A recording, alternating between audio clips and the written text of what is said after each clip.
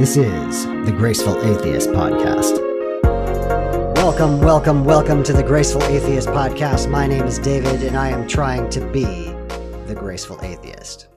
I can't believe it, but the podcast has been going on for a month now. This is the point where we've shaken out most of the kinks, and I'd like to ask you to please rate and review the podcast, specifically on Apple or iTunes. This really helps get the podcast in front of new listeners. But more than that, word of mouth is even more important. Please tell a friend about the podcast. If you found the podcast useful or you think it would be useful for them, let them know. And let me know. If you're listening to the podcast, I want to hear from you. I want to know who's out there.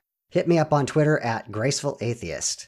Have you ever noticed that after deconversion, as you're looking around to try to find out how to live life post-deconversion, post-faith, you cannot escape things that point towards Buddhist meditation?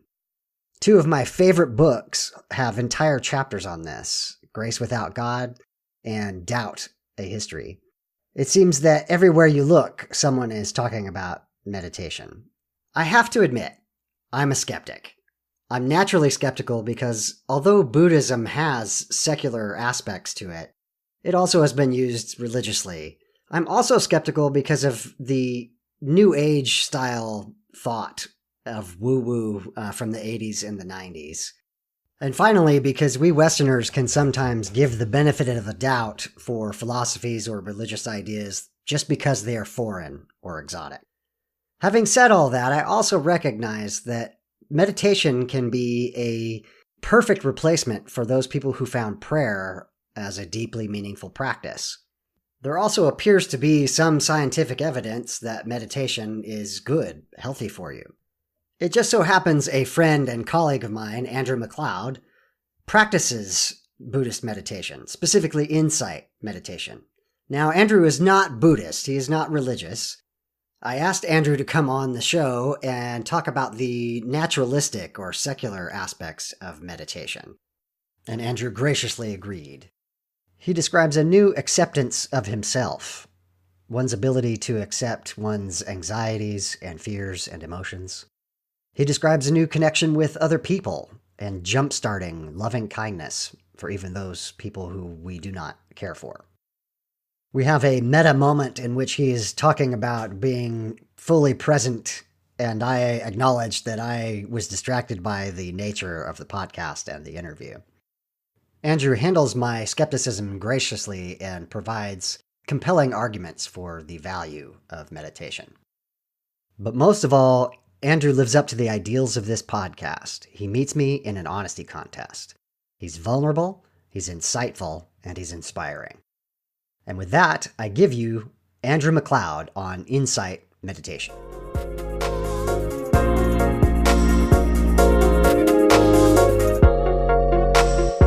Andrew McLeod, welcome to the Graceful Atheist Podcast.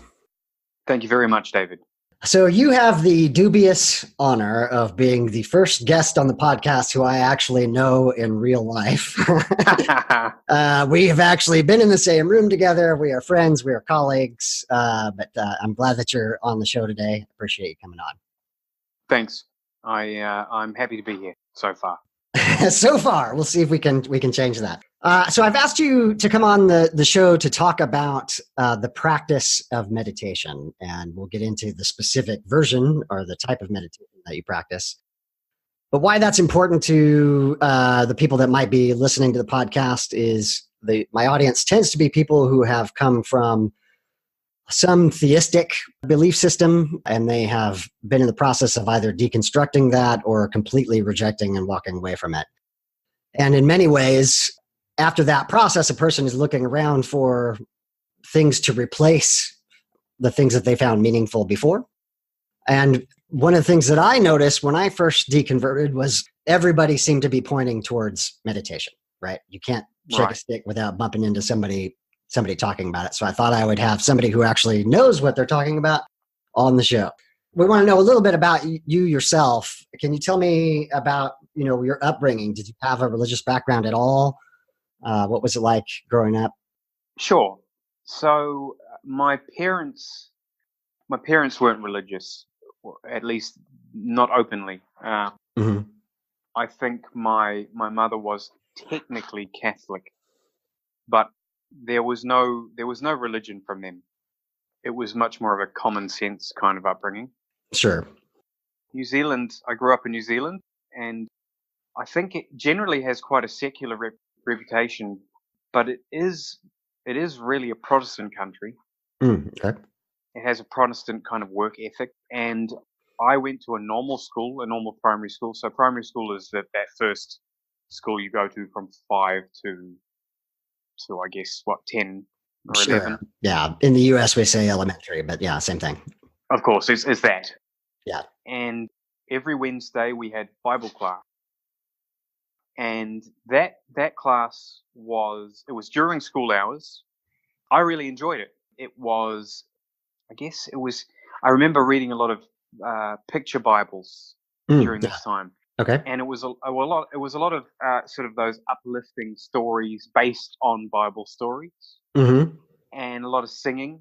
I really liked it. I really liked the singing. I really liked that community feeling of everyone being together and I like the singing. I had a thing for music, like a lot of people do.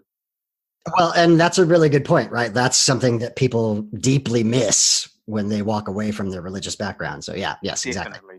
And I really enjoyed that. And I think I also took on board the idea of Jesus and God and however that was described to me. My auntie was I don't know if it's appropriate to say evangelical. I think that might be, I don't think she really was, but she was, she's one of the happiest people I've ever met. Okay. Yeah. Very expressive, very warm, loving person. And she was the main Christian influence in my life. Yeah. So she gave me Bibles as I'm not sure if they were presents. It wasn't anything too weird or overt, but she would say, here's a Bible. You should really read it. It meant a lot to her. I think Christianity came to her at a time when she really needed something. Yeah. And she could see I was struggling as a child. And so I think she wanted me to have that same feeling. Right. So that was my introduction to Christianity, and it stayed like that for a while. Okay. Yeah, and I think, that's a pretty common story as well. That, somebody you love and care for is caring and loving to you, and what's important to them is their faith, and so that's something that you start to take on board. Yeah, that sounds very common. Yep. Are you interested in hearing the next bit of what happened then? What I'd say next is so at what point did you start to either become spiritually aware for yourself as an individual, as an adult, or did you start to question what you'd been taught in those Bible classes? So I have a very distinct memory. I don't think we ever called the school class Bible class or anything like that. It had a more innocuous name. It was possibly something like Wednesday singing or something, Yes. Okay.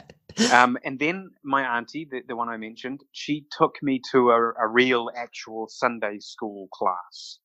And I remember asking, because this wasn't singing. This wasn't a class this wasn't singing. This was about reading stories directly from the Bible and talking about them. And I was, I guess, smart in school. I did well at my subjects. I liked to solve problems. And I think that kind of didn't, when these Bible stories were being told to me, I was asking why that would be the case. Why would this happen? Why would that happen? And that wasn't well received. There was no malice or anger, but I was asked to move to the back of the class. And okay. Right. And I thought, well, that's not anywhere near as fun as singing is. I mean, I like the singing. And I still believed in Jesus. And I still asked, when I was upset as a child, I would ask Jesus for help. Yeah. But then there was a point where I think, I'm not sure how I stopped believing in Santa Claus. Right. But not long after, I kind of thought, well, if Santa's not listening because he's not real, maybe Jesus is not listening because he's not real. Right. So I the idea of Jesus, I guess I don't know how old I was. I mean, I wasn't a teenager. You could say 9 or 10, something around there. Mm-hmm. Okay. So we haven't even hit the age of reason yet, and you're already questioning. So that's significant. So I get it. Yeah, I distinctly remember it was something to do with Santa didn't bring me a bike, and Santa wasn't real now. So maybe Jesus could bring me a bike, and he didn't. Yeah. So I just thought no. But Yeah. that didn't get rid of the whole idea of Christianity for me. Over the next, well, I think until I was about 20, 21, I had some idea of God. And I kept on whittling that back and Yeah. taking bits off it to make it more compatible with the rational viewpoint that I had of the world Mm-hmm.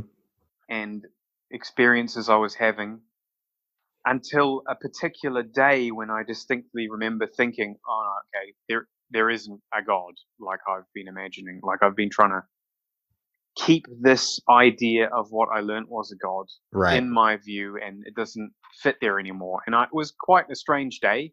I remember being, I wouldn't say upset is the right word, but not Mm-hmm. sad, just kind of disrupted and confused and kind of like a bit like a breakup, I guess. Yeah, exactly. Yeah. A bit like a long-term relationship coming to an end. You have described everyone who has ever deconverted ever. Right. Okay. It is absolutely like losing one's best friend, one's parental figure, a closest confidant. I don't know how your experience was, but it can very much feel like a breakup. Yeah. Okay. Yeah. So then, at what point in time did you begin to look at meditation as something that was important to you? So I think I bought my first meditation book when I was about 18. And I knew there was always something, or rather I had great faith that there was always something behind the, if we kind of live life and we follow the rules that people give to us, and we do what we're supposed to do, or even if we don't do what we're supposed to do, we have some kind of happiness or some kind of contentment. But there seemed to be something lacking even as a child, but I knew if there is a feeling of something lacking, it means there must be something there. Mm-hmm. There must be something that I can fill that with. And I tried drugs, Mm-hmm. I mean marijuana and psychedelic drugs. Possibly, I think I would around about the same time. Around about 18, Mm-hmm. 17, 18, because I was just thinking, where is this thing that I know it's there, but I have no idea where it is. Right. Okay. And so that was when I bought my first meditation book, and I thought, there's something in this, and there's something magical about it, and something cool about this. Mm-hmm. And maybe that's how I can get to this thing. And the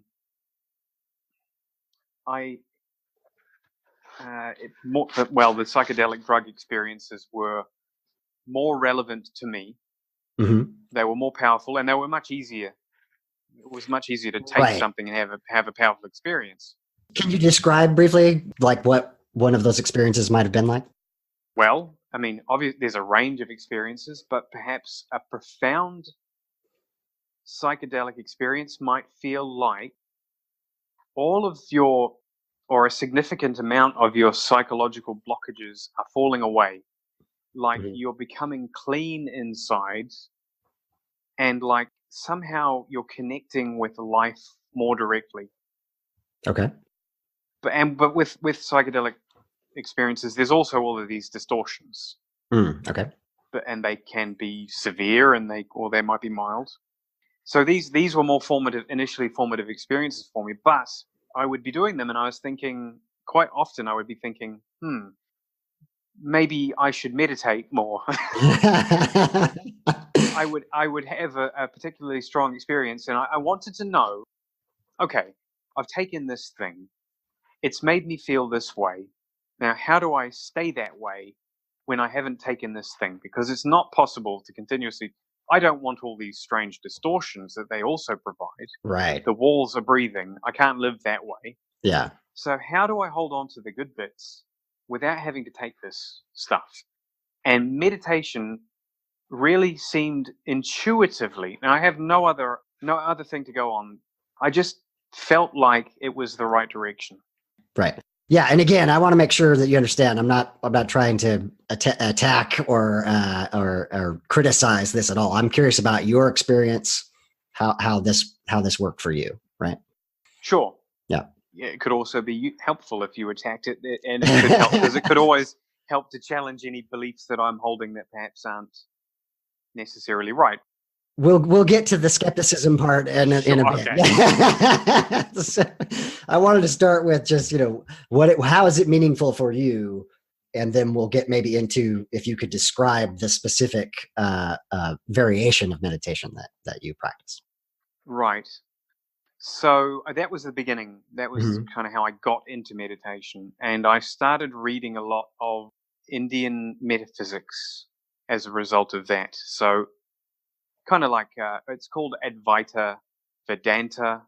It's non-dualistic. Mm-hmm. Well, it's still a religion.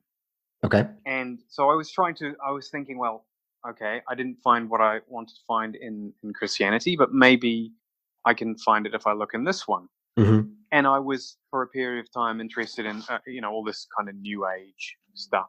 Right. Which is probably old age now. Yes. Yeah, a while ago. Yeah. So, but I started reading about the Indian schools of sort of ancient philosophy, and then I moved from that into Buddhism. Mm-hmm. And I started meditating more, not consistently, but Mm-hmm. I knew it was important. I guess I moved from New Zealand to London in 2005, and that essentially stopped. I stopped using psychedelic drugs, Mm-hmm. but even years before I'd moved to London, actually. But that was kind of the full stop. It wasn't because I decided not to. It was more like because I decided they weren't easily available. Right. But it was also because it didn't. I wanted to find a way to get there without this. Mm-hmm.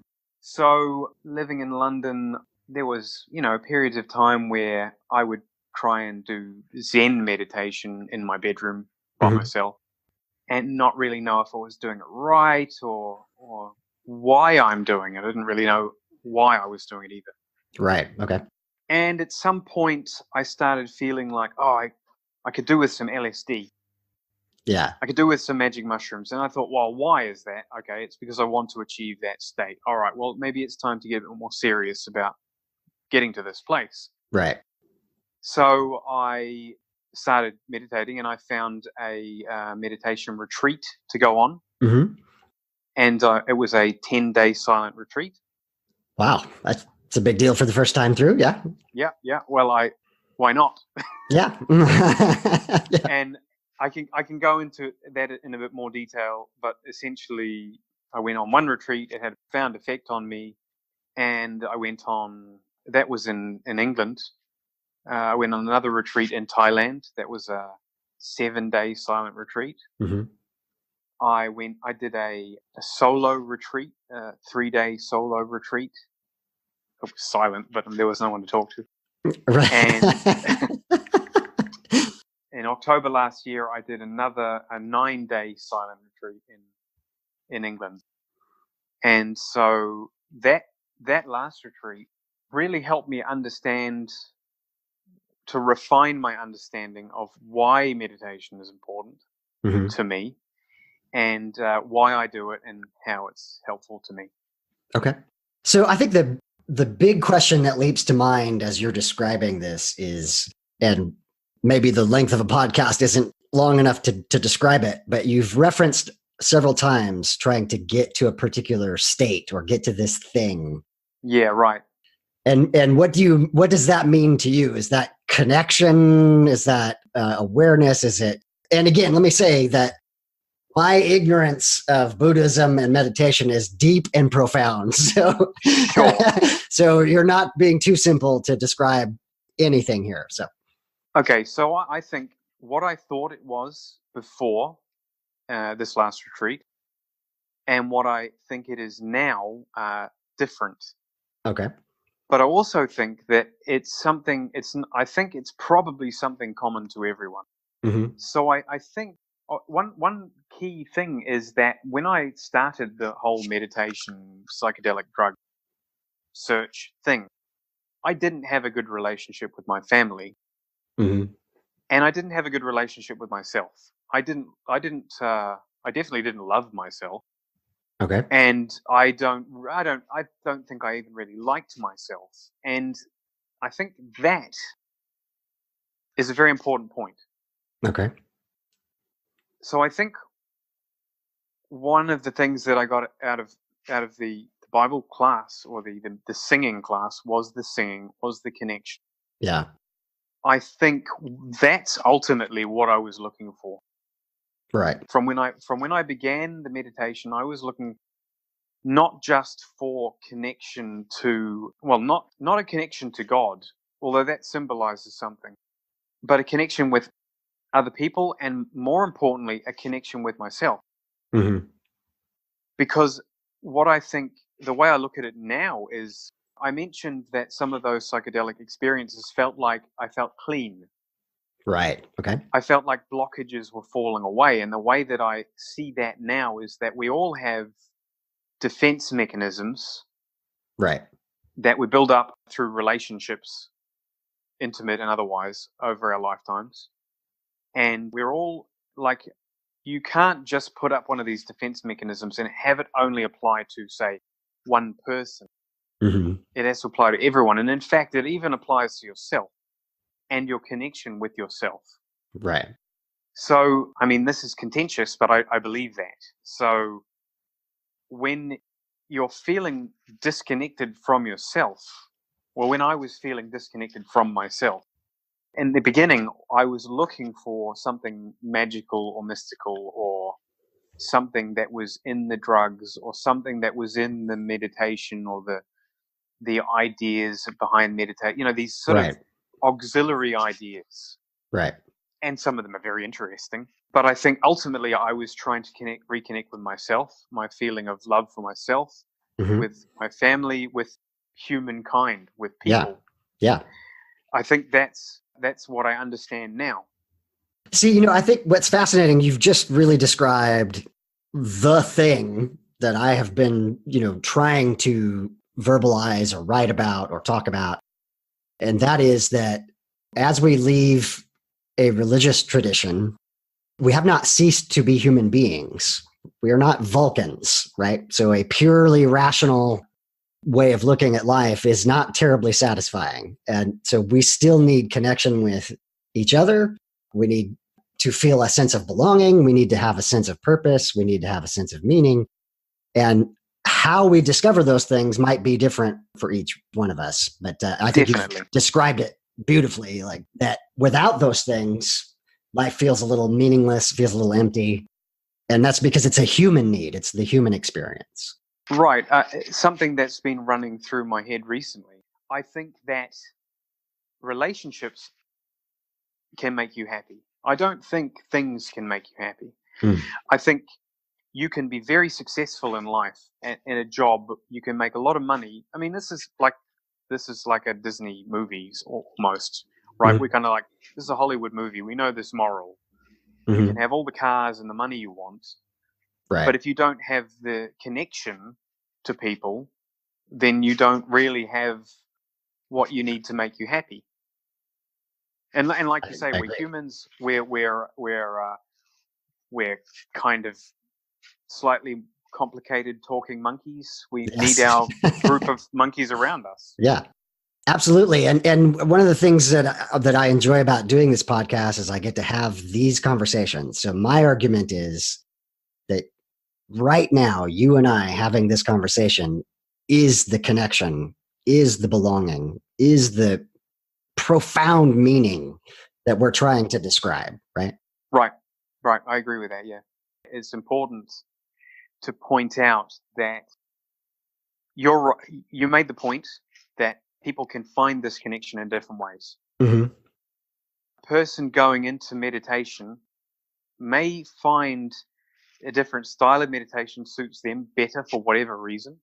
Mm-hmm. And then even in that style, there will be different teachers and ideas which will suit people more than others. So although I have my preference, I think it's because that suits me more Mm-hmm. than it would another person. So the retreats that I went on, the first and last meditation retreats I went on were about Vipassana meditation or insight meditation. So, and to describe that, the kind of popular understanding of insight meditation is that you go on a 10-day silent retreat. Mm-hmm. People have the idea that this is necessary to be called insight meditation or Vipassana. And you meditate a lot and you sit uncomfortably Okay. and you deal with that discomfort. That's actually the popular idea of this, because if you do a Google search of it, most of what you will find, or at least on the first couple of pages, will be about the Goenka Foundation. They run dharma.org, and that's the main kind of branch of Vipassana available to people in the West. Okay. And that's the one I went on first. It was quite different to the insight meditation that I did on the last retreat I went on. So another idea people have about meditation is that you're trying to become relaxed, Okay. or you're trying to attain to a particular state of mind. So that's definitely not insight meditation. But the idea behind Vipassana is that it comes from Buddhism, and that there are these three founding principles. One is that everything changes. Mm-hmm. One is that there's always suffering. Okay. And one is that there's no self. And that's the tough one for most people to really to take on. Right, and I could talk a bit more about that. But basically, it's because people are overcomplicating it. It's actually really simple. Okay. Which doesn't make it. That's not a very useful thing to say, I realize. But what it basically is, the meditation is about putting yourself in a state where you're observing what's happening in the present moment. Mm-hmm. And there are slightly different ways of achieving that inside the insight tradition. Okay. Depending on the teacher. So some may be to label the experiences you're having as they come up. So you're typically sitting on cross-legged. You might be sitting on a chair. And maybe you start thinking. So you think, I'm thinking. And then you go back to the object of your meditation. Quite often that's your breath. Okay. So they will have asked you or directed you to focus on your breath. Maybe the feeling of it somewhere. Could be on your upper lip. It could be the feeling in your stomach, your navel rising and falling. And so this is your object of meditation. It's quite boring. So it requires some, and it's very consistent. So it requires some concentration to focus on it. And while you're focusing on it, you'll notice these other things arising. Like you'll think, you might get pain in your body. You might, any of your senses may be stimulated and distract you from this breathing. Okay. But the point isn't that you are trying to become this thoughtless wonder that can focus on your breath exclusively. The point with insight meditation is that you are trying to see the truth of these experiences. Mm-hmm. So an example of that might be you're sitting, you're breathing, and you feel a painful sensation. And at the beginning of this practice, your response to pain will be to get away from it. Right. That's the habitual response Right. that people have. After you've practiced this meditation for some amount of time, and it may not be that long at all, you'll start to learn, okay, there's pain, and I see my habitual response is to run away from it. So you don't run away from it. Okay. Then you can look at the pain. And then what you'll see is a headache is a good example of this. Most people, when they get a headache, they don't look at it very hard, because why would you? It's not pleasant, right? You do what you can straight away to get rid of it. Mm-hmm. But if you do look at it, you'll start to notice that it's not consistent. it's not actually, like, in a very real sense, it's not consistent. There'll be a kind of a flickering quality. It'll feel Right. painful for a few moments and then not painful and Hmm. then painful for a few moments. Like, this is the actual quality of these sensations. Right. It's not continuous. Exactly. Exactly. I had never thought of that. Yeah, when you start to notice, when you really see this, like, I'm telling you about it, someone's listening to me talking about it, and it's like, cool. But Yeah. it doesn't do anything to your brain. Yeah. When you actually experience this, your brain starts to notice. And on a deeper level, on a level that's closer to where this habit was founded in the first place, this running away habit. Hmm. And you start to notice that this pain isn't permanent. It's not, even in that moment that it's there, is not permanent. Right. So you start to get confidence about the fact that pain comes and then it's there, but Hmm. not permanent, not consistently, in a weird way that you weren't used to. And Right. then it goes away. It always goes away. Hmm.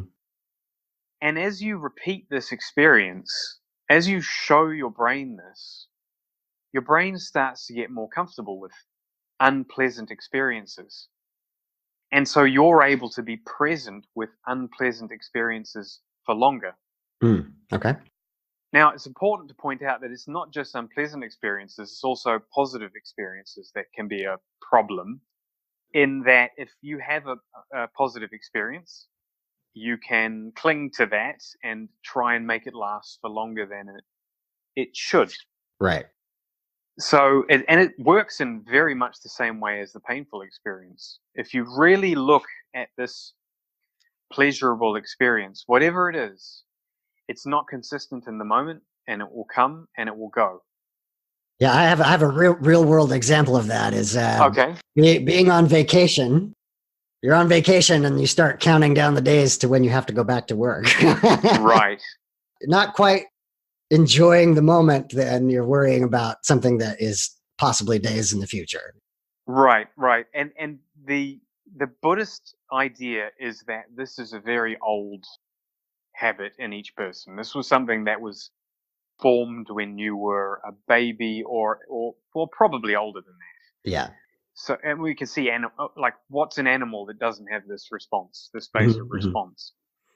So now it can also sound a little bit nihilistic, and people who have heard of Buddhism can sometimes get the idea that there's nothingness and it's about, like, not enjoying anything anymore, or it's not about that at all. Right. It's about really, really enjoying something when it happens. It's about being completely present with something and experiencing it in the truest way possible.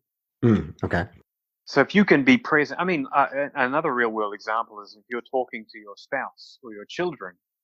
If you're thinking about something else, what you're going to do at work the next day, Hmm.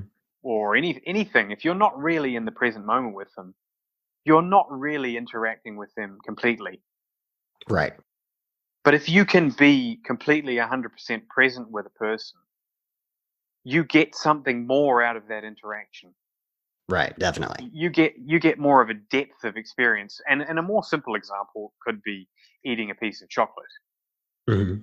You can eat a whole chocolate bar without noticing it because you're doing something else. You're watching a movie while you eat your chocolate bar. You don't even notice the chocolate. Yeah. Or you could have one piece of chocolate and just be present and enjoy that fully.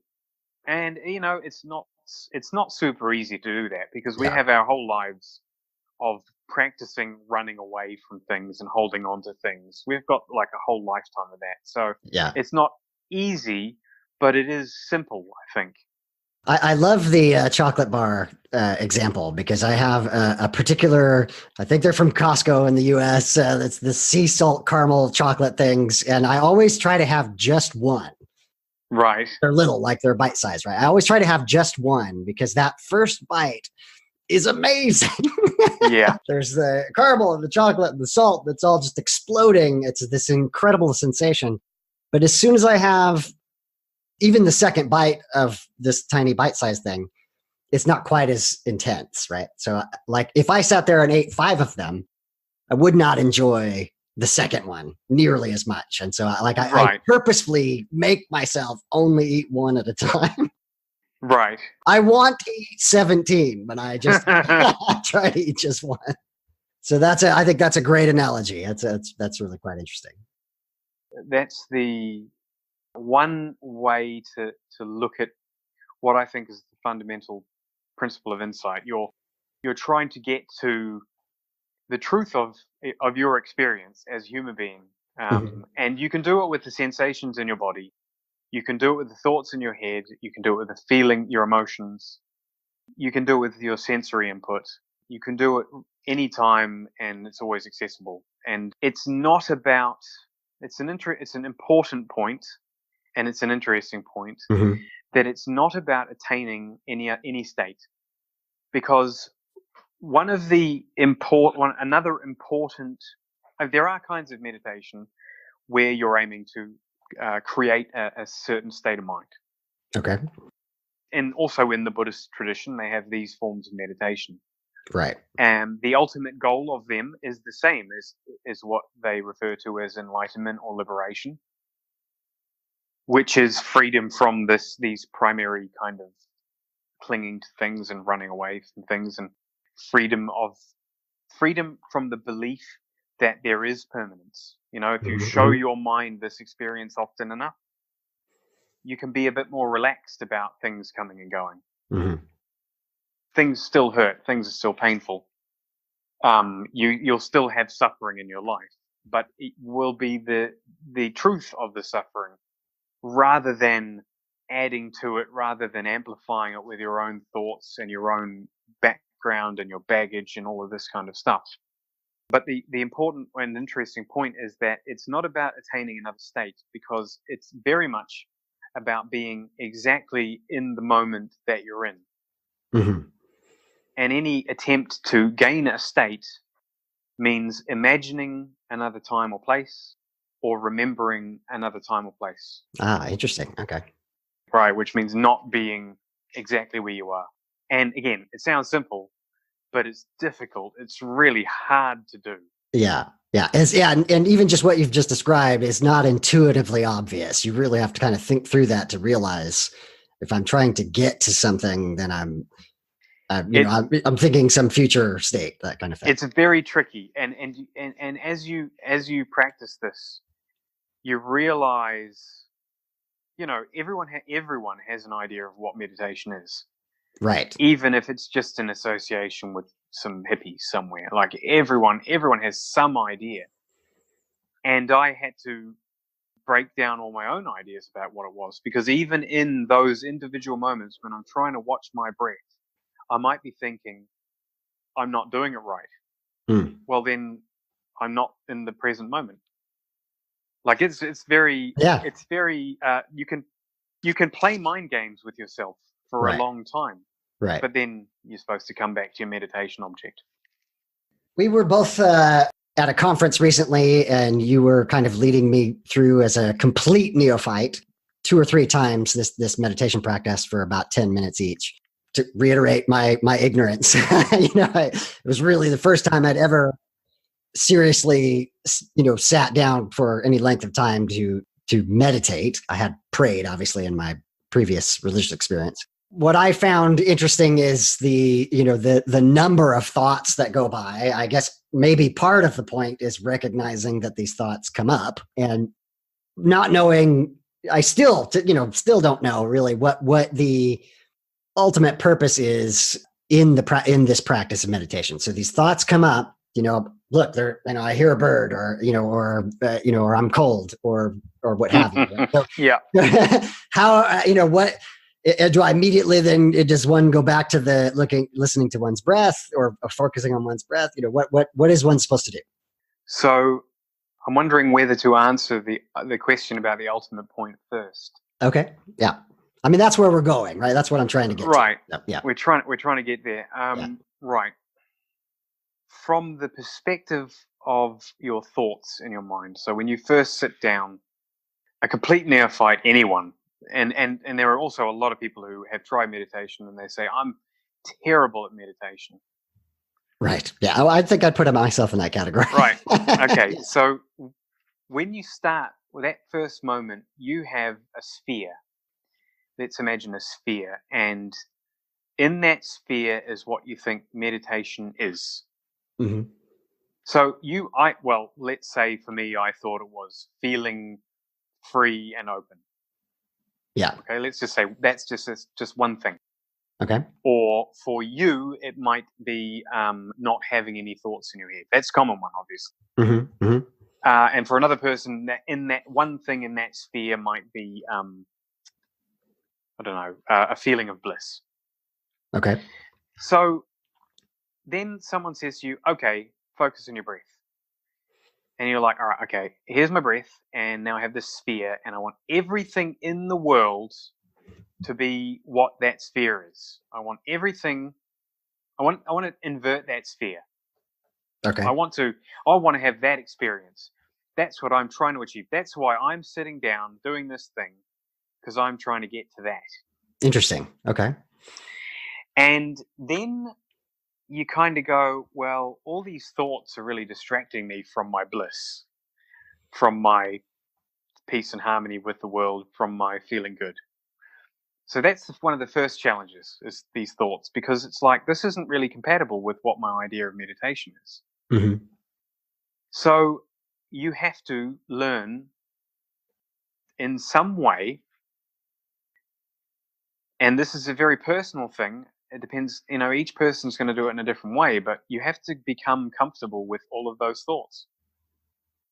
You Right. have to not be trying to fight them and push them away, and you have to not be getting sucked into them and enjoying them and keeping them running.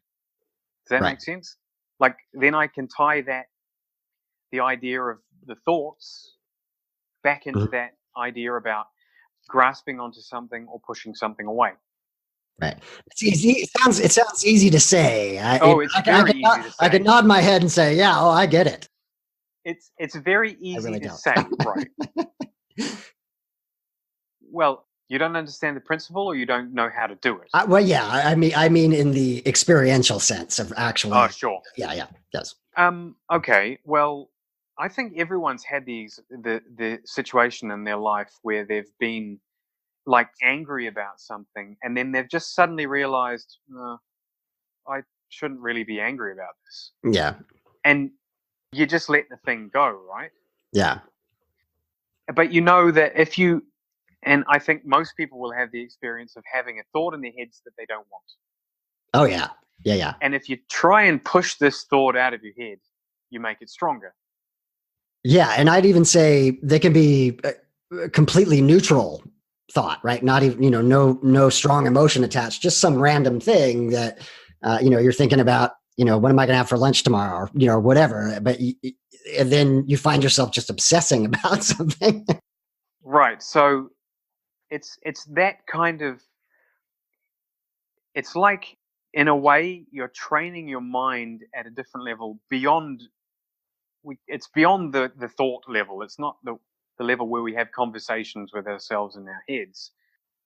It's more at that level of being able to say, oh, well, at first, it's all the thoughts that Mhm. distract you Mhm. from your sphere. Eventually, you've learned to ignore a lot of different thoughts, but then you think, oh no, I forgot to pay my rent. Or, Right. and then at some point, you learn, well, okay, no, this is my meditation time, and I can push that thought away. Or push it away might be bad wording, but you can learn to deal with that thought in your own personal way, and then you can deal with it later. But then it's kind of like a process of being able to not be pushed around by more and more powerful things that arise in your mind and in your body and in your emotions. Mhm. Now, you may have a thought of, like, I have to pick my kid up from school, and then you'll get up and go and pick up this kid from school. Right. You know at some level that there are certain thoughts that you're fighting with. And that first part of that first meditation, when you've just got all the thoughts and they're Mhm. all conflicting with this sphere of this idea that you have of meditation, the first thing there is to get most of those thoughts into that sphere. Okay. Right? So now you're okay with thoughts, and some of them, not all of them, some of them. Right. And you're okay with the idea of bliss. And then the thing that comes along for most people after the initial, wow, I think so much, is my legs really hurt or my back is really sore. Because you started to listen to your body now. You've been listening to your mind a lot. And okay, we our kind of Western education emphasizes the intellect and the mind, so we grow up learning to listen to that. And then once its voice isn't so powerful, once you're not so convinced by everything that your mind says is the most important thing, you can be like, all right, once you're able to not cling to it or push it away. It's just there. It's just happening. You pull it inside that sphere. You make your meditation bubble bigger. You can include these things. And now you're going to be distracted by the pain in your legs or your back. And you're going to say, I can't meditate because my back hurts. I can't meditate because my legs hurt. So the next thing is knowing how to accept that pain and knowing if you should get up because you have deep vein thrombosis and your leg is going to fall off, or whether it's just because you've got pins and needles because you've been sitting on your leg and you're not used to it. Okay, so you're kind of observing the severity of a particular feeling or sensation. Yeah, all right. You're. It's like the headache. You're being present with this. I mean, just a normal headache, right? Is not going to kill anyone. I'm not talking about a migraine. Right. I'm not talking about something that's going to cause someone to stand up and vomit. Like, I'm not talking about superhuman powers here, or not going to the hospital if you need to, or anything like this. But if you have a normal, average headache, then you should be able to be with it and just see what the quality of that headache is. And the same thing applies to just a normal, I've been sitting on my leg for too long, or I'm sitting up on the floor and I don't normally do this, so my back hurts. Right. That, so once you start like basically having to face that. You start having to deal with having a sore back. Right. And eventually you can bring that into your meditation bubble as well. And just observe that pain. Okay. And it still hurts.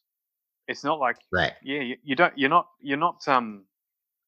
some superhuman. I'm not talking about like not feeling pain. Right. Quite the opposite. It's important that if you feel physical pain in your leg, then there's pain there. But also, similarly, if something painful happens in your family, if you have a traumatic emotional experience, if someone passes away, these things are going to be painful. Yeah. And meditation, this kind of meditation, is not about finding a way not to be hurt by these things. It's the contrary. It's allowing yourself to fully experience that pain. Because when you can fully experience that pain, you know you're capable of it. You know you can absorb it. You know you have a heart that's big enough to cope with it. And that allows you to be compassionate with other people who are going through the same thing. And it means you don't have to run away from these painful experiences into drugs or alcohol or any other behavior that's avoidant.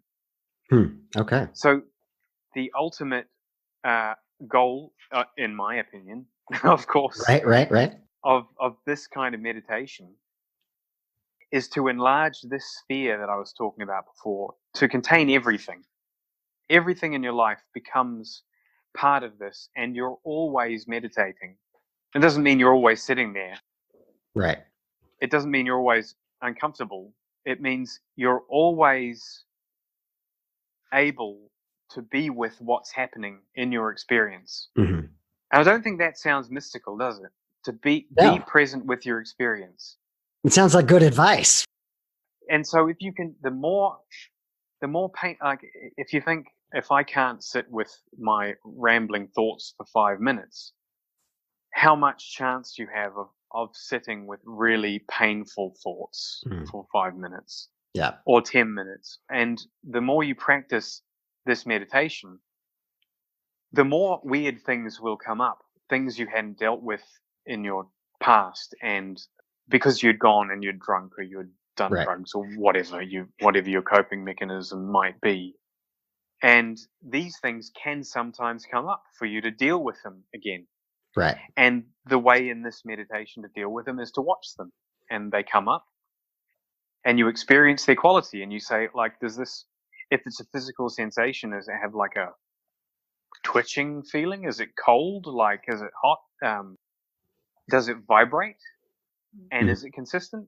Oh, no, it's not. Or yes, it is. Or whatever the case is. Whatever it is, you just watch it, and then eventually it'll go away. And it might go away after a minute, and it might go away after 5 years. Right.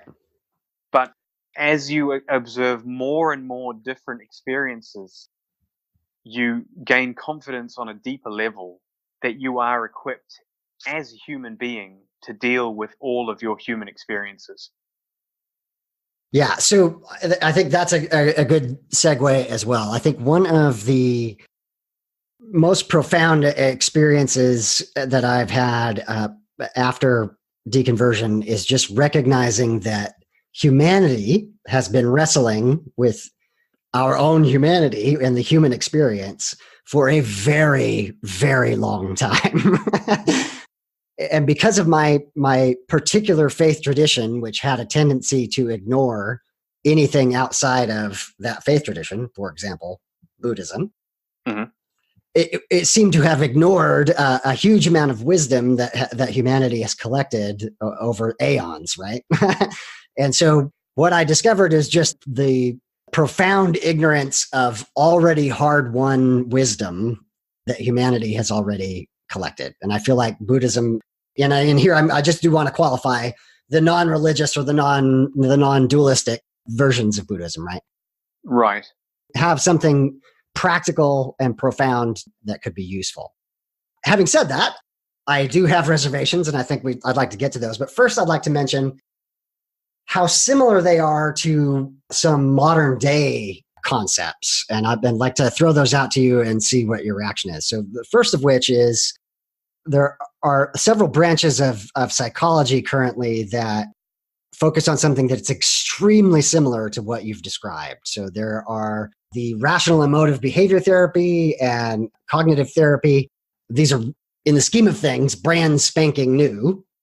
Yeah. They have similar concepts of recognizing you're going to experience emotion, your brain is going to think thoughts, but that you don't have to be beholden to those emotions. You don't have to be beholden to those thoughts. And it's very similar in that it is recognizing these emotions and thoughts as they come up and attempting to choose how one reacts to them, right? You may not be able to control the thoughts arising, but how you respond to them.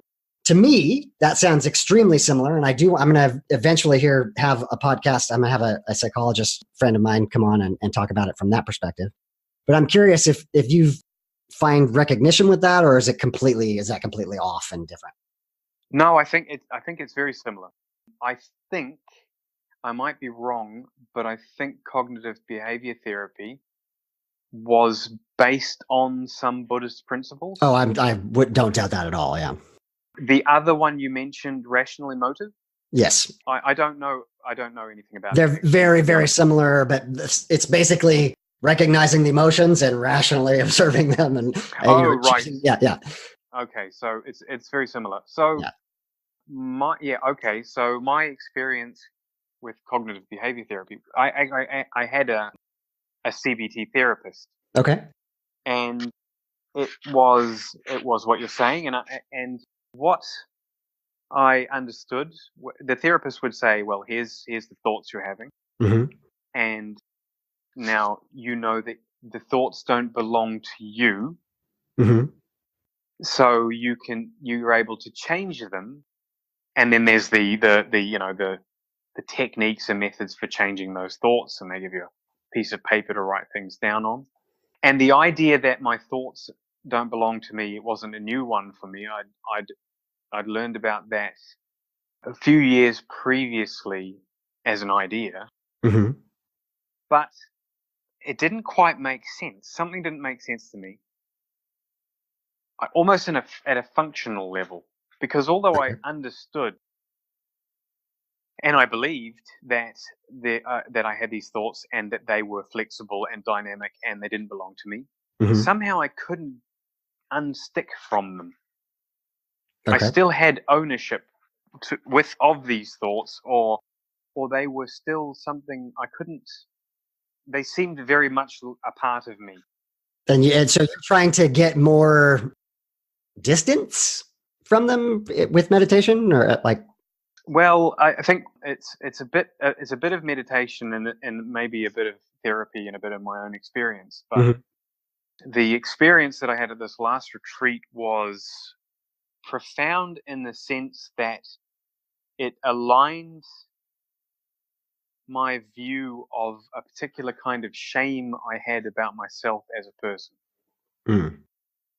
And most people in life have some shame, and normally it's something to do with their body, and it's at some point growing up, and you have these very early memories of when you are a child and you become aware of yourself as an individual. Mhm. Then you are expected to be able to control your actions, and Mhm. your parents start asking you to control your actions, and then there's a little bit of an overlap or an underlap there as Yeah. to where your awareness is and where your actions are. And I think and this was suggested by one of the meditation teachers, and it lines up for me, is that many people carry this kind of shame, and it creates a narrative in your life.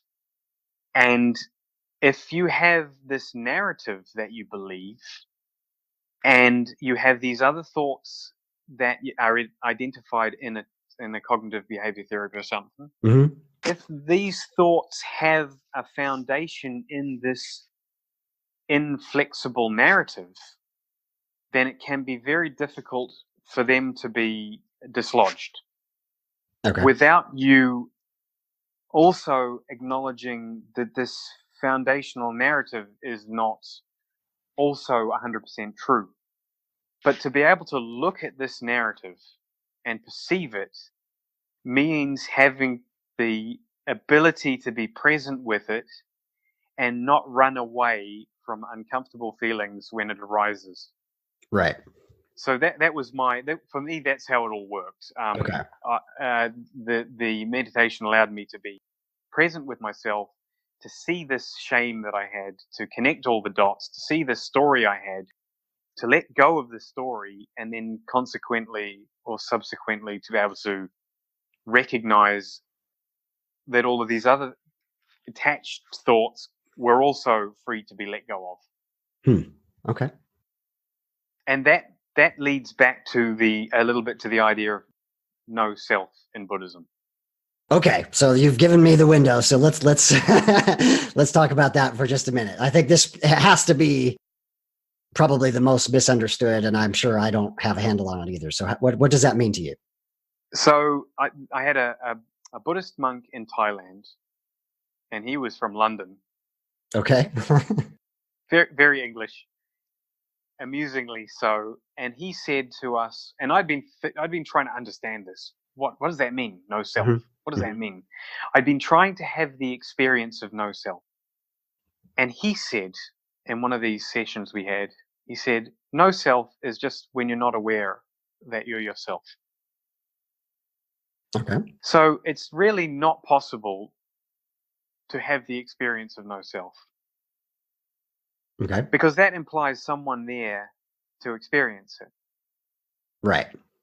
But if you're out having fun, when you're in the groove, you're in the flow, you're Yeah. surfing or you're doing something, when you're really not thinking about yourself, Yeah. that's no self. And even in a profound way, that's no self. Right. So that was actually the next modern concept I wanted to talk about was flow. So I mean, whether you're a developer hacking on code and you just are completely focused on your work, or for me, that's running. You mentioned surfing, or martial arts, and the wisdom of the body has taken over. All of these things that allow a person to be truly in the moment what they're doing, and we sometimes call that flow. And you think that is very similar? Well, yeah. Well, one of the characteristics of being in flow is that there is no sense of self. Mm-hmm. You're not thinking about, I mean, you could if you wanted to, and then there would be a sense of self. Right.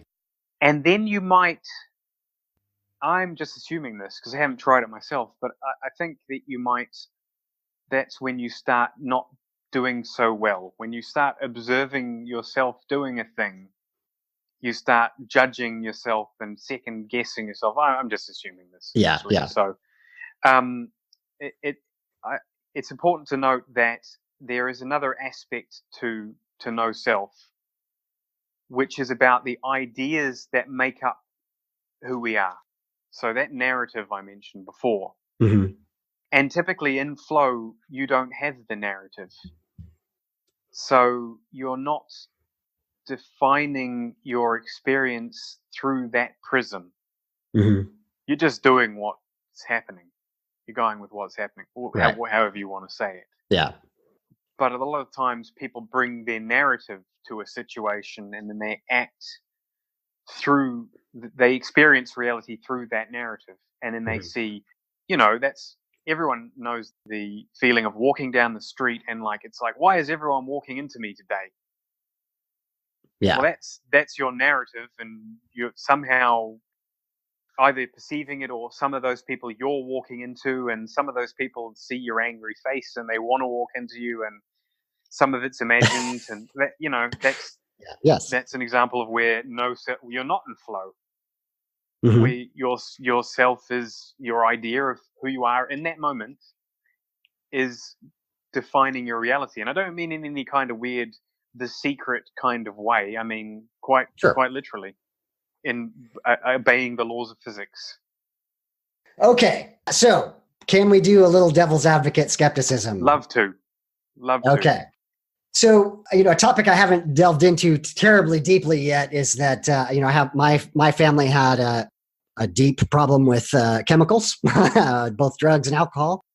And I come to this, even the idea of meditation, and specifically, but the idea that I find difficult to want to do is to reach an altered state of any kind. Right. Yes. So, and I recognize that may be my personal hang up due to the family history, but the idea that to seek out some alternative state other than what is kind of the natural experience of a human being, why ought one to want that? Yeah. Okay. Good question. It's difficult as well to know where are you drawing the line? What's the difference between not natural and natural state for a human? Sure, I guess that's a super valid question. So I guess what I mean is I've experienced deeply profound awe and what I at the time interpreted as divine moments. And I came from a religious tradition that kind of focused on that. And there was a sense of always trying to reach that. Yeah.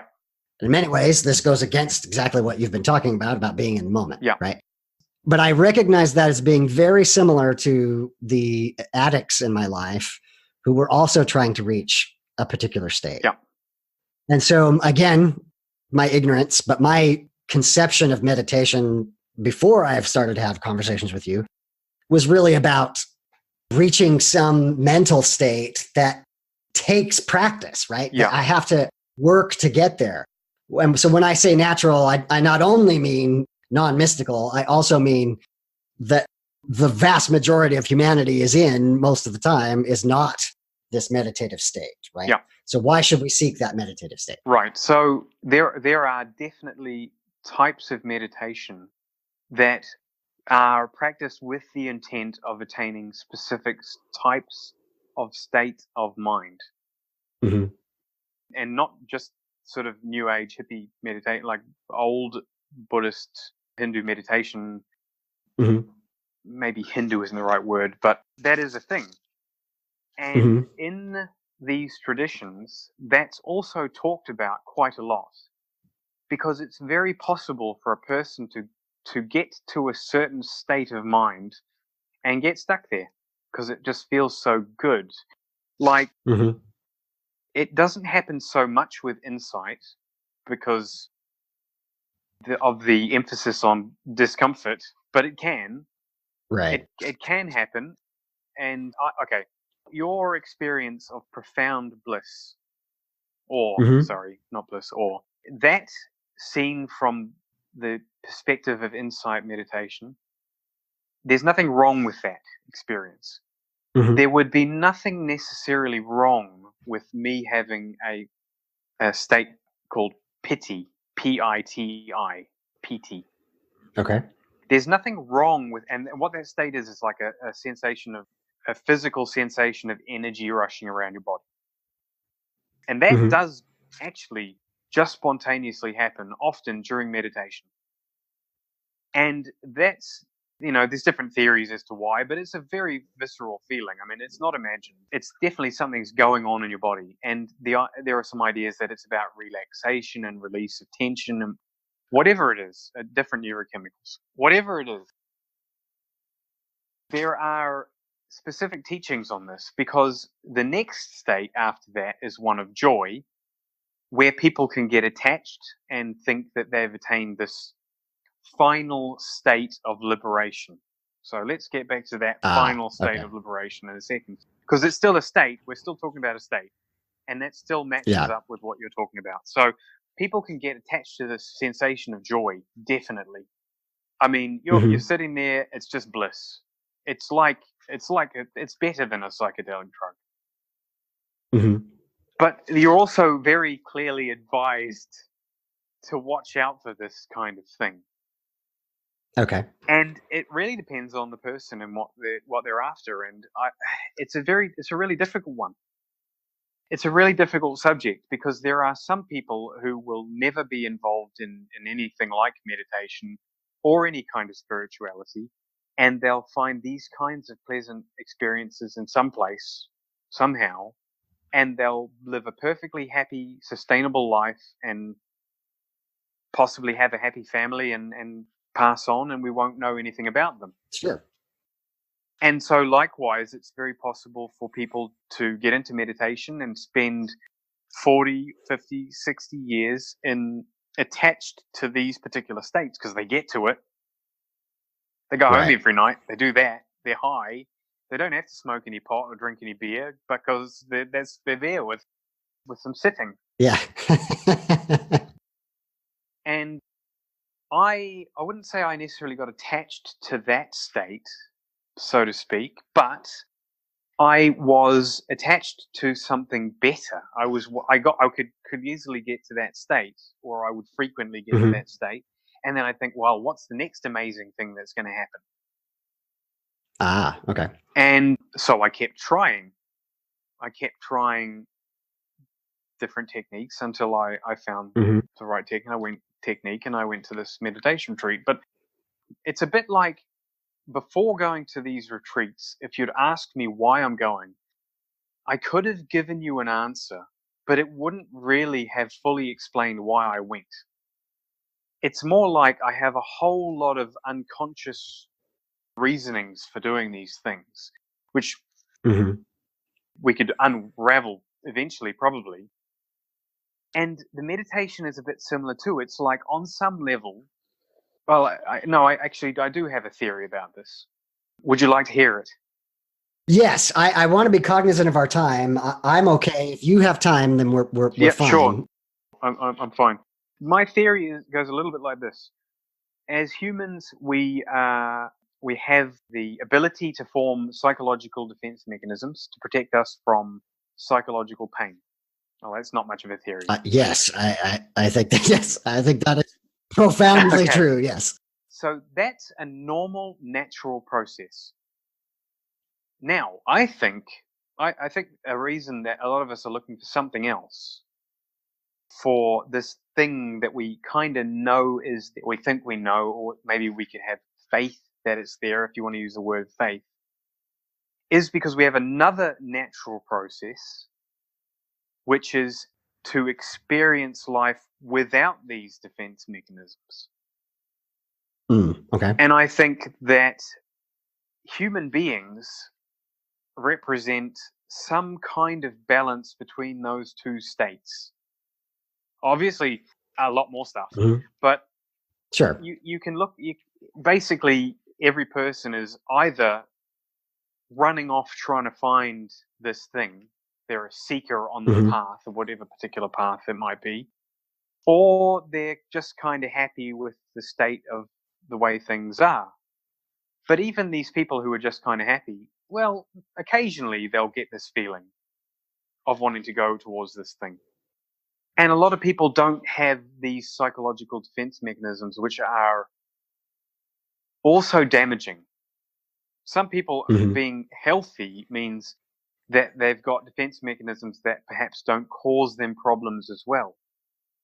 Whereas a lot of people have these defense mechanisms which are formed in childhood in situations which are no longer applicable and no longer useful. So these behaviors have become not useful. So I think there's a natural process whereby the organism is trying to exist without or in a state of harmony and happiness, and trying to get rid of these defense mechanisms.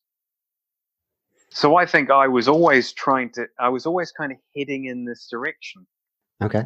Trying to get rid of all the defense mechanisms. I think I get rid of or get through or see through them. I would often have an experience where I'd wake up in the middle of the night at around about 2:00 and feel very close to myself. It was as if there wasn't a gap. And I don't really know how to explain this. It wasn't a gap between myself and my experience of myself. And after this meditation and these retreats, it seems a lot to do with being able to have a more direct experience of myself in life, which means not bringing all of these habitual responses to my experience. So, to get all the way back to your question. Yes. In the beginning, you kind of are probably trying to achieve some kind of state. You probably, I was probably trying to achieve a state of harmony or happiness or ecstasy maybe at some points. And I was trying different ways, and they would kind of get me there, and I would come back and I'd try another way, and it would kind of get me there, and I'd try something else. But what I understand now is that being able to be present without my habitual responses, being able to actually experience what's happening, is the most, I was going to use the word true, but that's kind of misleading, is the most realistic and current way of experiencing reality. Because if we're having a conversation, ideally I want to be able to react to what you're saying and how it makes me feel now, rather than what you're saying and how it makes me feel through a memory I had when I was 18 during a debate or something. Right. And I mean, that's a small example, but I think there are bigger examples. Some people have, as I said, these habitual responses or self-thoughts that are detrimental to their quality of life now. Right. So I guess there has to be some kind of discontent in the first place to look for this thing. You can't be completely happy and want this. Well, I do think it's interesting that you started with psychedelics, and then, at least in the beginning, you were kind of trying to recreate that. Would that be? Yeah, I think the best way to put it is that I would, although different psychedelics might have slightly different effects, visually or orally or whatever, the consistent thing for me was I felt good about myself. I felt like I'd let go of all these ideas of who I was, like I could let go of them. So what I was trying to recreate was, how do I get to this place of freedom where I'm not held prisoner by my ideas of who I am? That's deep. Let me ask you just one more slightly skeptical. One of the things that I noticed, again, my Western conception of Buddhism, and then my very, very short experience talking with you about meditation, is that there's a sense in which Buddhism feels almost intentionally vague, right? So there's some statement that seems kind of superficially true or appears deep is made, and then the students or the people that are trying to learn are then asked 1,000 questions of, well, does that mean this? No. Does that mean this? No, not quite. Does that mean this? Right? And there's almost this sense of the process is intentionally not difficult, but windy and and misleading, in order that in some way that the process of learning is the point somehow, right? Is that fair? Unfair? I mean, what that sounds like is Zen Buddhism, Okay. more than other kinds of Buddhism. And I think that that's what you're most exposed to in the US, Yeah. in most of Western society. And it's kind of been turned into a little bit of a joke, Right. in some ways as well. It's important to point out I'm not really a Buddhist. Yes. Good point. I like their ideas. I like some of the ideas, but there would be certain Buddhist monasteries who wouldn't admit me because I eat fish, for example, and I like a glass of wine. So, but what you're talking about, it can also be referred to as expedient means. Okay.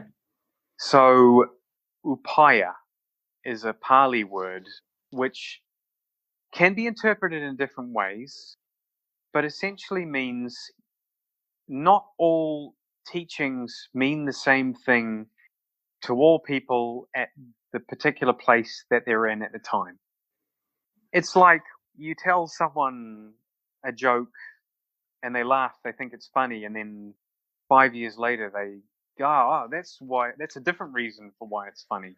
I'm trying to think of a solid example of this, but also in Zen, one of the principles is to keep people in a state, well, two principles. One is to keep people uncertain, and one Mm-hmm. is to attain what's called beginner's mind. Mm-hmm. So to keep people uncertain, you'll notice that when someone is waiting for a decision, they can get very uncomfortable. And that's when people can start obsessing as well, because the rational faculty attempts to resolve an unresolvable problem. Mm-hmm. And so, like, you've asked a girl out on a date and she hasn't responded yet. Is she going to say yes or no? Right. And if you just knew it was yes, you'd be happy. And if you just knew it was no, you'd be unhappy, but at least you wouldn't have to worry about it. The tension is resolved. Right. Yeah. And a friend of mine is waiting for her mortgage to come through, and she's in this state of uncertainty. And I said something pointless about Zen Buddhism to her, and she was like, that's not helpful. It's a big part of Zen to learn to be comfortable in that uncertainty. Right. And the beginner's mind is a little bit like, at any moment you should be able to let go of anything you think is true and start again. So it's about being present. So someone comes to the teacher and says, is it this? And he goes, no. And there's a brief moment where you're just like, I don't know then. Yes. And it's like, well, that's the, and then you start forming something, and you've constructed this mental object, and oh, is it this? No. So it's like continually pointing back at that state of mind of not really knowing. Mm-hmm. It's a bit similar to uncertainty. It's the same kind of vague region or vague place where it's the present moment. You're not constructing anything in your mind. You're not creating reality in your mind Mm-hmm. based on your memory or your imagination. All you have is what's going on right now. Mm-hmm. And in that case, you can fully experience what's happening, and you can appropriately respond to a situation too. Right. Like all of those times you think, I wish I could have said this, typically are because you weren't really in the moment when that thing happened. Now, I don't have any proof of this, but Yeah. next time this occurs, just try it and see what happens.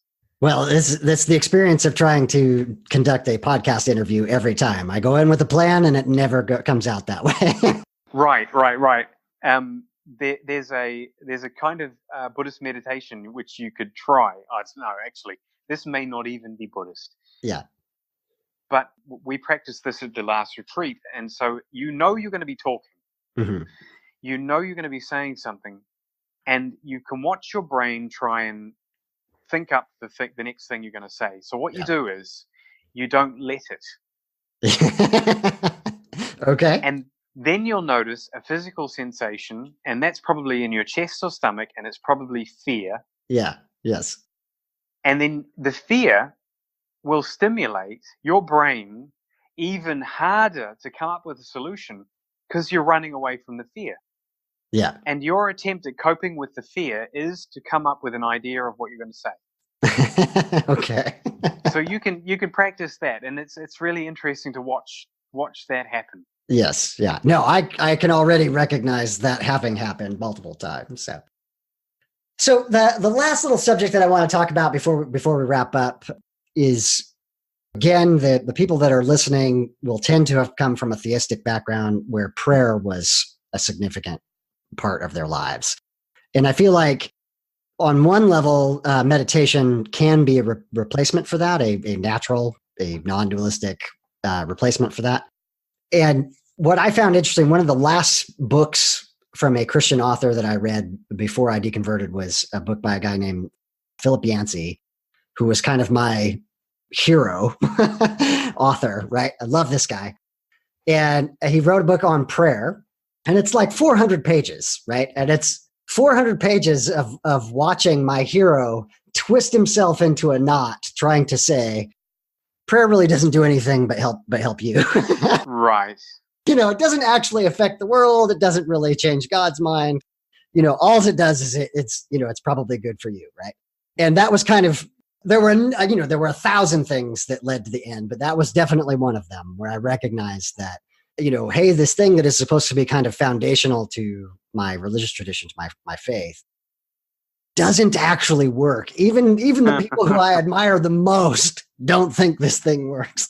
And so what I find fascinating about talking about meditation is that it doesn't carry any of that baggage, right? You're not saying you're going to affect the outside world. You're recognizing that this has an effect on me as a human being, right? It gives me an opportunity to be present, to try to let go of the things that might haunt me or the things that I might be obsessed over, and to gain, even if it's just for the few moments of meditation, a moment of peace, right? And something in that simplicity seems profound to me, especially coming from that tradition where prayer was supposed to be this powerful thing that moved mountains, right? Right.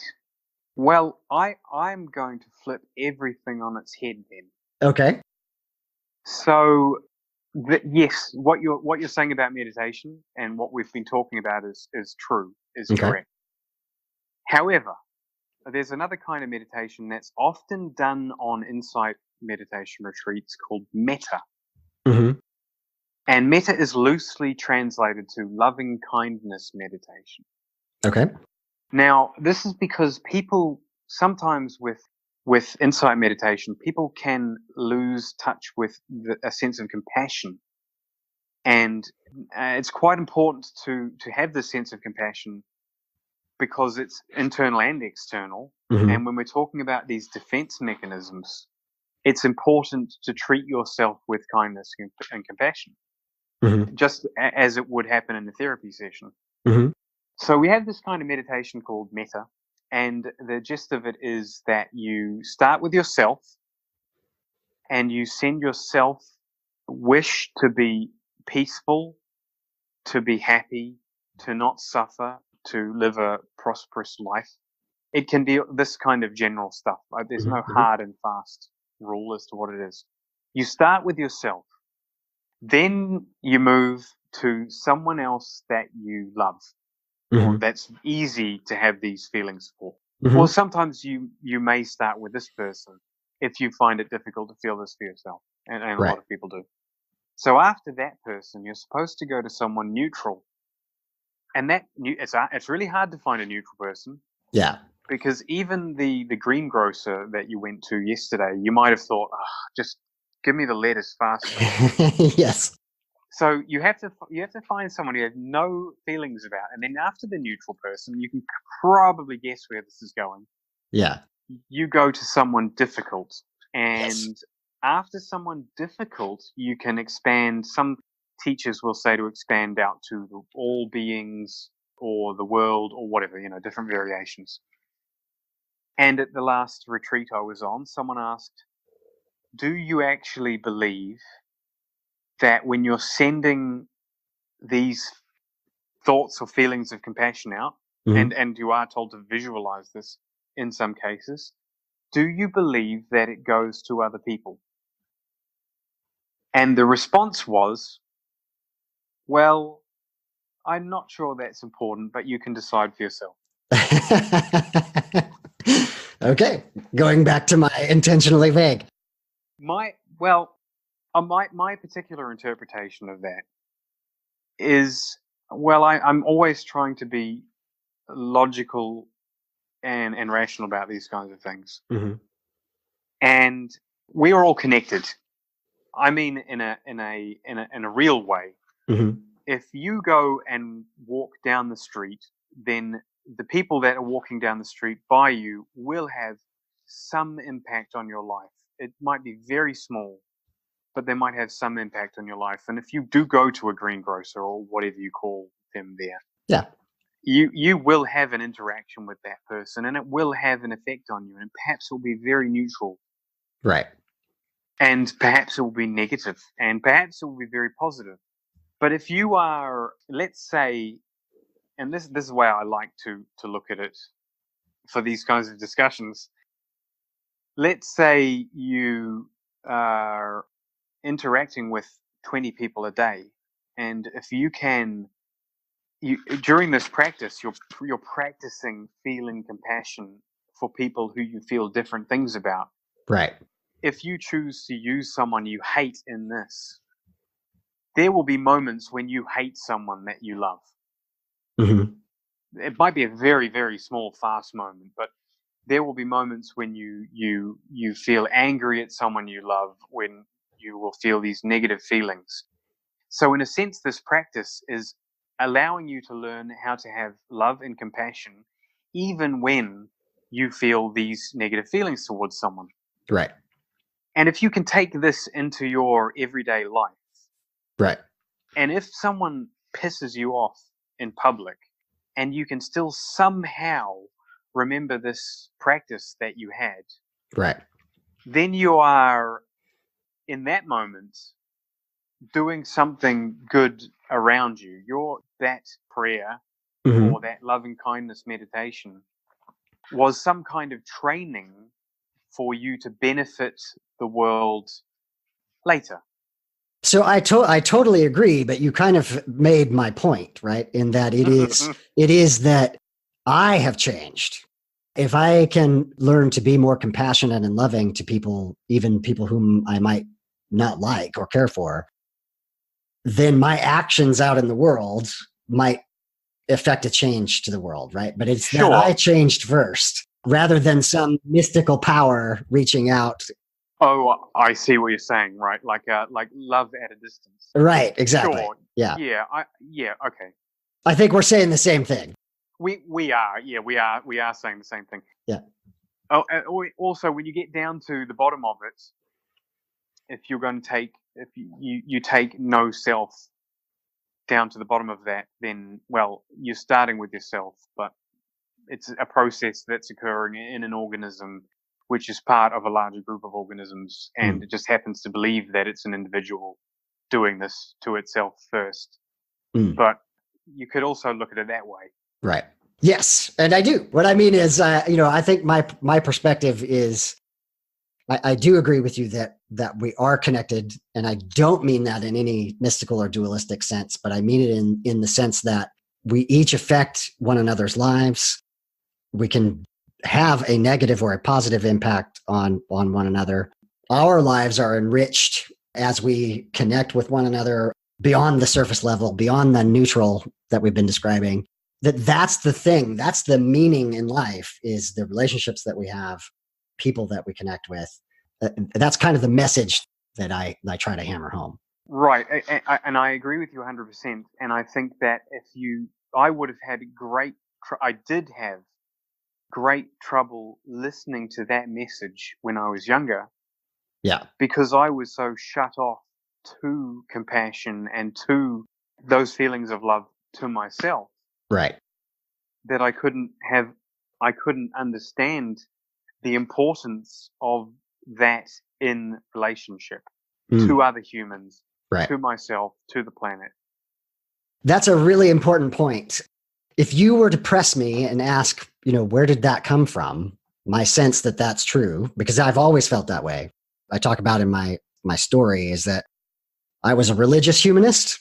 I wouldn't have used those words at the time. And now I'm a secular humanist, right? But the point is that people were always the most important to me. And I can trace that back to childhood. So I never had to jumpstart that personally. So what's interesting, what I'm taking from what you're saying is that in some ways, a focus on meditation and focus specifically on loving kindness might be a way to jumpstart that for a person. Yeah, I think so. I think also that for a lot of people deconverting, Mm-hmm. there may be difficulty with this because maybe you're afraid of having close relationships, you're afraid of being vulnerable, you're afraid of, meeting people heart to heart in a sense. Mm-hmm. And Christianity, in a way, provides a conduit for that. Oh, yeah. Because you're all together and you're loving God or Jesus, and you don't have to really say you love each other. Mm. You all are in love together with Jesus and with God, and it's nice. But clearly, for the people who are listening to this, that's not there for them anymore. And my heart is open to anyone who's listening and thinking, I don't like the idea that the most important thing is connecting with other human beings. Mm. And I truly, profoundly believe that it is, and Right. you do. And Yeah. I think anyone listening also knows at some level it's true. Right. And you can find it through meditation, and you can find it through other things. You can find it through playing sport with a team. Mm. Yeah. There's other ways to find it, but if there was a magical way to send things at a distance, Yes. I would want to send to everyone that the knowledge that they have the worth to belong here on the earth. Mm-hmm. They have the worth to belong to the groups of people that they're around. And it's not about what they believe in. Mm-hmm. It's not about their opinions and their ideas. It's just that they belong. As a human being. Doesn't matter what you've done. You could have done all sorts of horrible things. If you can forgive yourself for that, if you can let go, if you can look inside and get past all of those defense mechanisms, the reasons you've done those bad things, if you can feel the guilt, if you can be present with all of those feelings and recognize you have the worth to belong, I think that's what I would give to everyone. Well, that is the most important. So I think that's a really good point for us to start to wrap up. Really appreciate that. Andrew, I want to give you an opportunity to let people know if they wanted to get in touch with you or learn more about you. Are there any online presence or that they could reach out to you? There are indeed. But I'm trying to think of what is. I'm one of those people who has split his social media persona across different platforms. Sure. I think perhaps Twitter. Can I leave one in your text description of the podcast? In the show notes, yeah, we can leave links to in the show notes. Yeah, that's probably the easiest way. Okay. Yeah, I will have a book coming out, hopefully, about my meditation experiences to go on the shelf along with. I mean, it'd be nice to be next to Eckhart Tolle,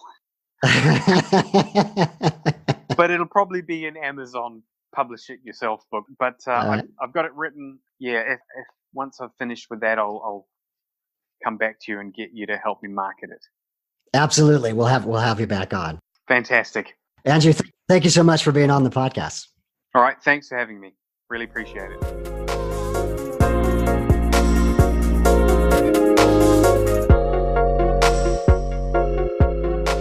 Final thoughts on the episode. I want to thank Andrew McLeod for being my guest and telling us about insight meditation.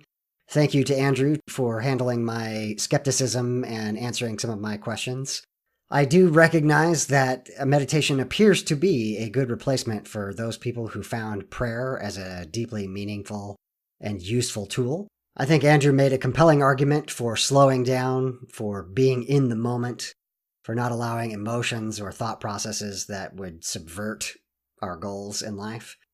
What we talked about at the end there about a perspective of loving kindness and how that changes you as an individual and the impact that you have on the world is profound.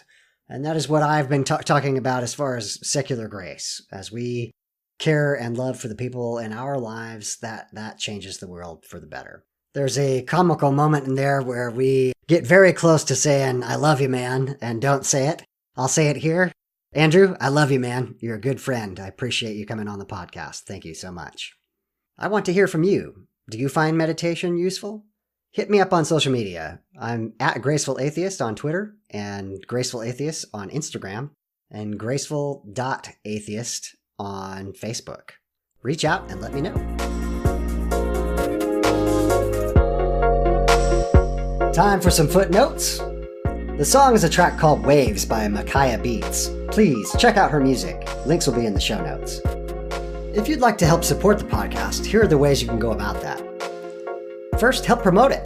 The podcast audience grows by word of mouth. If you found it useful or just entertaining, please pass it on to your friends and family. Post about it on social media so that others can find it. Please rate and review the podcast wherever you get your podcasts. This will help raise the visibility of our show. Join me on the podcast. Tell your story. Have you gone through a faith transition? You want to tell that to the world? Let me know and let's have you on. Do you know someone who needs to tell their story? Let them know. Do you have criticisms about atheism or humanism, but you're willing to have an honesty contest with me? Come on the show. If you have a book or a blog that you want to promote, I'd like to hear from you. Also, you can contribute technical support. If you are good at graphic design, sound engineering, or marketing, please let me know and I'll let you know how you can participate. And finally, financial support. There will be a link on the show notes to allow contributions which would help defray the cost of producing the show. If you want to get in touch with me, you can Google Graceful Atheist, or you can send email to gracefulatheist@gmail.com. You can tweet at me at gracefulatheist, or you can just check out my website at gracefulatheist.wordpress.com. Get in touch and let me know if you appreciate the podcast. Well, this has been the Graceful Atheist Podcast. My name is David, and I am trying to be the Graceful Atheist. Grab somebody you love and tell them how much they mean to you.